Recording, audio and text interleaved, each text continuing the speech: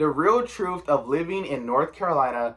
So I grew up in North Carolina, born and raised. I've lived in the state for about 18, 19 years. I've also got to live in a few other states. I've lived in, so my tablet's like right here. I have like some key points that's going to kind of walk through this video. But I got to live in California, Minnesota, Arizona, Texas, and a little bit of Virginia. So I have a really strong southern accent, but here we go. So I grew up in North Carolina, grew up outside of Fayetteville, and we're currently living in the Raleigh-Durham region. We're going to just kind of knock through these key points.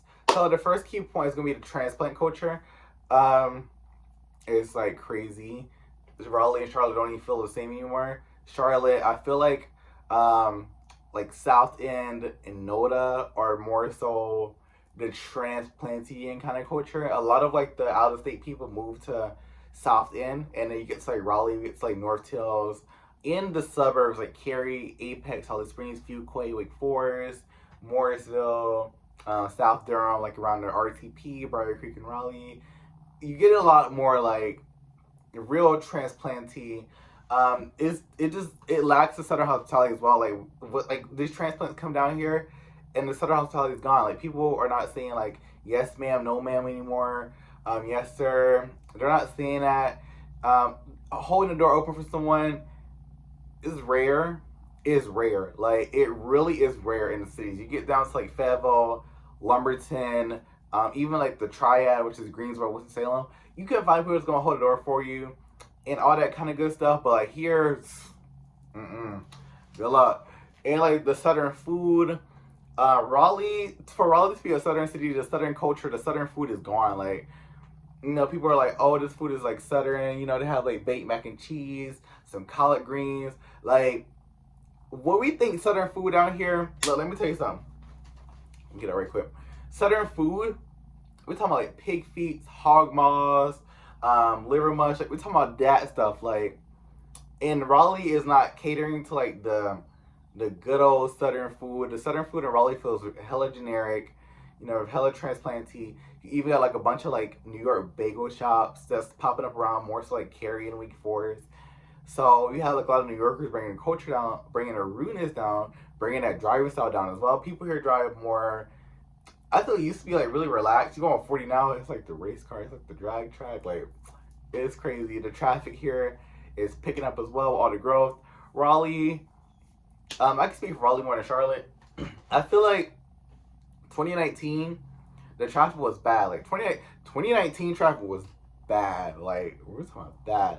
But like now, the traffic is like worse, and it's like in pockets. But like I feel like the traffic patterns kind of shifted a bit. Like Highway 1 used to be like that really bad highway. Now it's like 40. 540 used to be the racetrack. Like 540 used to be spot. Like if you wanted to like boom, boom, boom, if you want to like roll, you didn't want to fight too much traffic, you get on 540. Now you get on 540. 540 is it is so bad. Like the traffic on 540, especially like the northbound lanes. Like if you coming from like if you coming from 40, like the airport, you're trying to go towards like Leesville and like northbound, like Creedmoor, kind of that way, you're going to run into some traffic. You're going to get into some good old traffic going that way, especially like 435, 67. Traffic lasts longer. Traffic starts earlier. It's getting real. The cost of living with that, the rent prices they're asking for, and these big bad New Yorkers talk about, oh, you know, back home in Europe, we pay like $3,000-$4,000 for an apartment. Listen, babes, like we're not trying to get there. Like we're not paying as much as y'all are paying y'all and get down here. Like it's not working. And a lot of them, like, they sell their houses for more. They get down here like, oh, it's cheap. If they can even buy a house here, because some people are currently have like the bidding wars, and you're not bid it. So that's a whole other thing. But it's just crazy because in 2019 we was paying like $600 for a 1-bedroom apartment. Now you can get like a 1-bedroom for like 14, 15, like a good neighborhood. We're talking like a good neighborhood. I was living in a good neighborhood, and now you want that same apartment, you're gonna pay about a good $1,400-$1,500. And cost of living, like the minimum wage has not went up here. And people are like, oh, if we raise minimum wage, everything else goes up. No. I mean, apartments are still high, food is still high, but there's kind of like a lot of other places like Alabama. I hear people that never talk about how stuff is getting hell of expensive. So it's getting real everywhere, but our cost of living is really rising with the transplant culture, the lack of, you know, the Southern hospitality that we have. But with that, also, it's a good and a bad thing. Like, the bad thing is like we're losing that southern draw, but the good thing is the racism is kind of like get up out of here. Growing up here, we've been called monkeys. You know, went to like this pharmacy outside of Fayetteville like a long time ago, and it was like me, my mom, my niece, and the lady was like, "Oh, that's a cute little monkey," and that's one situation. Being called the N word with ER here, Johnson County, which is outside of Raleigh. So like, I think like Clayton, Smithfield, Selma. That's Johnson County. We call it the NI, yeah. So that has happened, but not like after 2020. I feel like 2020 really was like the year of like North Carolina's been growing, but 2020 was like the year of like that explosive growth. The racism is pushing further and further into the hicks and the woods and the sticks. So like it's progressing. It's progressing to a good direction, but the good directions come with a cost, and the cost of living, the traffic, the southern hospitality, the southern draw, the southern food is like, but it's pushing racism out. So you know, I feel like people now aren't as racist here. You can still find like some racism if you're trying to date in North Carolina, and if you're a person of color, you might run into some racial preferences. Keep that in mind. People say that racial preferencing or is racist. Some people say it's not. We're not gonna have a discussion here, but I'm just letting you guys know that racial preferencing is a thing here, and just be careful with that. If you do date someone that is, their family might be racist, so run into that as well. I've seen where things like where people are like, they're not racist, but their older generation is like their grandma, their granddads are like kind of racist, and it's just this is coming from like a black person experience here. It's shocking that it's still going on, and as someone who's lived in another state like California, um, even Texas, I've never really experienced like racism in those two states. I lived in like Los Angeles or Burbank, that's like around that area, but it's just weird. Like you come back here and it has a long way to go. It has a long way to go to get out of that racism draw, but we're moving forward, I guess. Another thing I want to talk about is natural disasters. Um, we get them. It just depends on the state where you live. So Eastern North Carolina, like even including I'm gonna include Fayetteville in this. Fayetteville's not really Eastern, but this don't really fit in the central boat. I don't really know where to put Fayetteville on the map, but Fayetteville is more like it deals with these natural disasters. Lumberton, Wilmington, Goldsboro, Jacksonville, North Carolina, New Bern, Morehead City, Corolla, Tarboro sometimes. Like you have like hurricanes really come in. They like do their big ones. They do like their flooding. I remember where Florence and Matthew. I think it was more so Matthew. 95 like through North and South Carolina was shut down for a good little minute, y'all. 40 in North Carolina, like going towards Wilmington, was a complete river. So we do get hurricane tropical systems that they don't necessarily have to come inland, but the flooding and rains and stuff like that still comes in. And we have a lot of rivers here, so river flooding is a big thing in North Carolina. And like the daily thunderstorms that come through here can still dump a good amount of rain. They're getting stronger. This year it has rained so much this year. Like we had a drought like 3 months ago, and the past 2 months it has rained every day, like just about every day. It might take like a 1 day break and get super humid, and it rains again. And we just had a tropical storm, Miss Dabby. So the rain, it gets rainy here, and it's like when it rains, it don't stop for a good little minute, and then the sun comes out. Now we're in fall. It's now it's like nice outside. Let's see, the pumpkin spice girlies are coming back out. And then next week it's supposed to be in the 90s. So, the weather here is something, but natural disasters, we get tornadoes sometimes. Tornadoes are more so like April, like the early spring. That's when you get like tornado season that happens. We have like seasons for these things. So tornado season is April. Hurricane season is, I think it's June or July through about November. But we normally get hurricanes, like we don't really get them like around June or July, but we normally get like the more eventful, the more impactful hurricanes around like August, September, and October. It's like the winding down of the season, like the peak season, and winding down. That's when we normally get them. And when Florida gets hit by a hurricane, and when like the Gulf states get hit by a hurricane, we're more than likely gonna get like the remnants of that. It's like some rain. Like the mountains might get like some what's that, like when the water comes downstream. So the mountains might get some like that kind of flooding, and they get snow. We used to get snow, but it don't really snow here like that anymore. Like it's been about a good 2 years since it snowed here, and when it snows here, everything closed down. Like the locals, we're not going outside. We don't do that. Like we get the bread, the milk, and all that good stuff at Walmart. Go home and stay in for a few little days. But a hurricane, people are outside. It's so weird. Like people will go outside for a whole hurricane, but a snowstorm, we don't go outside. Like it's backwards logic, but that's the South for you. That's North Carolina for you. I want to talk about politics for a little bit. I feel like this video is already too long. It's like 11 minutes. I didn't think I'd be up here this long, but politics in North Carolina, nobody cares. That's like the truth. Like nobody. It's not like when I lived in California. If you vote Democrat, and if you don't vote like the Republican Party, you're like shunned, you're outed or whatever. In Minnesota, it's kind of the same thing. If you don't vote like the Democratic Party, you're like shunned and like out a little bit.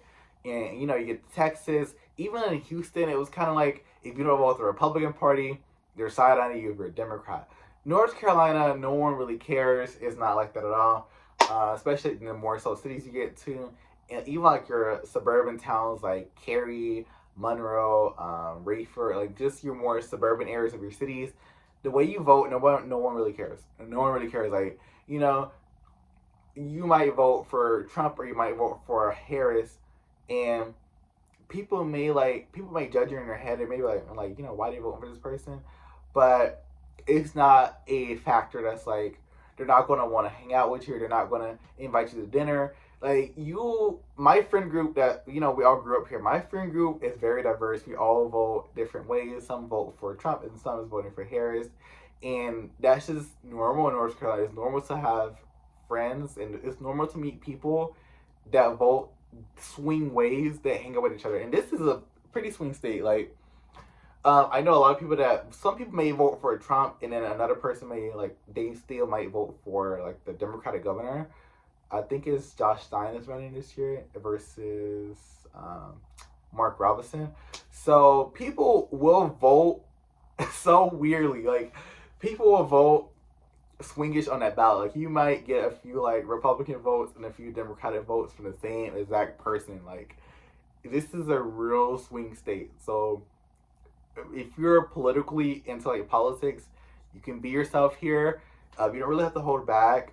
But people aren't really going to be interested to talk to you about politics. They're going to be more interested to talk to you about what's going on in our lives or just other things in general. Like people in politics here, they don't really care. It's just not a factor. People don't give it.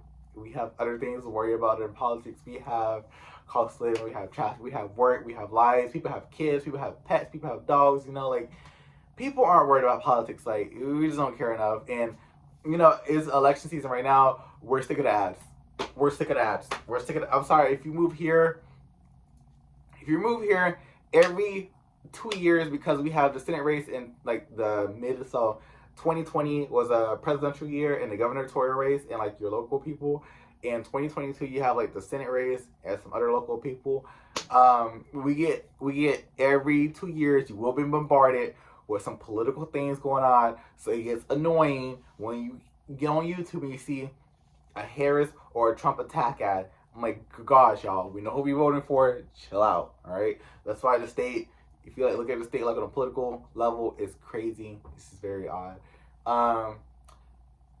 Last thing I want to talk about in this video, I can't hit on a lot of things I want to talk about. No culture. I talked about that more so in the other things. It's boring a little bit. That's the last thing I want to talk about. Like, if you move here, it's very slow paced. Like, it really is like slow. As someone who's lived in LA, it was so party ass that like I was happy I got to experience living there for like about 2 years, or really a year and a half when I lived in LA. I'm happy I got to experience that party scene, that party aspect. here in North Carolina is very slow. I feel like Raleigh and Charlotte offers like some party, but like the party in those cities aren't as lit and as wild as like in Miami and Atlanta, and New York City or Los Angeles. The party here is very um, we have something.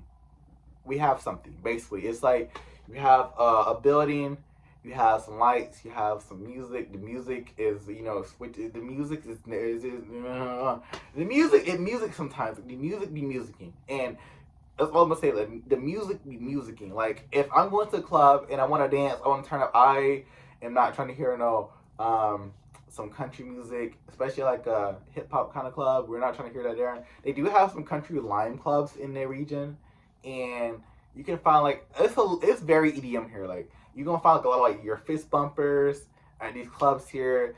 It's very EDM. EDM seems to be like the trend in North Carolina, which is pretty weird. Like I feel like pre-COVID, the trend was more like because like the South is more known for bluegrass is known in the South, but Raleigh, I think they stopped having the festivals.